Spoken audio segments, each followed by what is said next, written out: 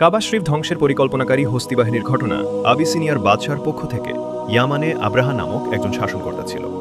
সে দেখল গোটা আরবের লোকেরা মক্কার কাবা শরীফে হোজ করতে যায়। বিষয়টি তার মোটেও পছন্দ হলো না। তার ইচ্ছা হলো মক্কার পরিবর্তে সবাই আমাদের দেশে আসুক। এই লক্ষ্য বাস্তবায়নের জন্য সে ভাবল কাবাগৃহের অনুকরণে আমাদের এখানেই একটি উচ্চ মর্যাদাসম্পন্ন গির্জা নির্মাণ করবে। তাতে বিনোদন ও চিত্তাকর্ষণের সব ধরনের উপায় উপকরণ থাকবে। তা হবে সর্বোচ্চ জাঁকজমকপূর্ণ। তাহলে মানুষ মক্কার সাদাসিধে সেই কাবা বর্জন করে মূল্যবান পাথরে সজ্জিত এই কাবার দিকে ছুটে আসবে। এতে মক্কার হোজ পর্বও বন্ধ হয়ে যাবে। সে এ উদ্দেশ্যে ইয়ামানের রাজধানী সান আয় একটি কৃত্রিম কাবার ভিত্তি স্থাপন করে। সেখানে সে মন খুলে টাকা পয়সা ব্যয় করে। কিন্তু এত কিছুর পরও মানুষ সেদিকে আকৃষ্ট হয়নি।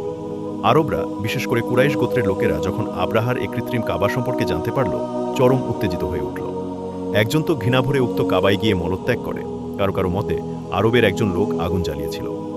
একসময় ওই আগুনের একটি স্ফুলিঙ্গ বাতাসের সঙ্গে উড়ে গিয়ে পড়ল ওই ভবনে। আব্রাহা এতে ক্রুদ্ধ হয়ে কাবা শরীফকে ধূলিসাৎ করার শপথ করে। শপথ অনুযায়ী বিপুল সংখ্যক হাতি সংবলিত সৈন্যদল নিয়ে বাস্তবেই সে কাবা শরীফ ধ্বংস করার উদ্দেশ্য বের হয়। পথে আরবের যে গোত্র তার প্রতিরোধ করে তাদের সাথে সে যুদ্ধে লিপ্ত হয় এবং তাদেরকে পরাজিত করে।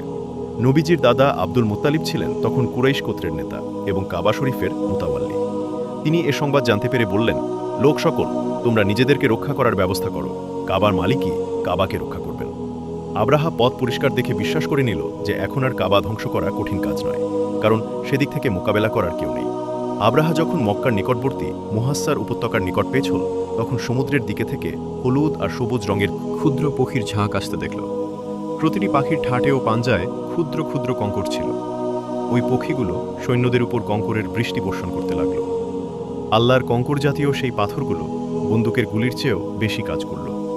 যারই গায়ে লাগত একদিক থেকে প্রবেশ করে অপর দিক থেকে বের হতো। শরীরে এক আশ্চর্য ধরনের বিষাক্ত উপাদান রেখে যেত।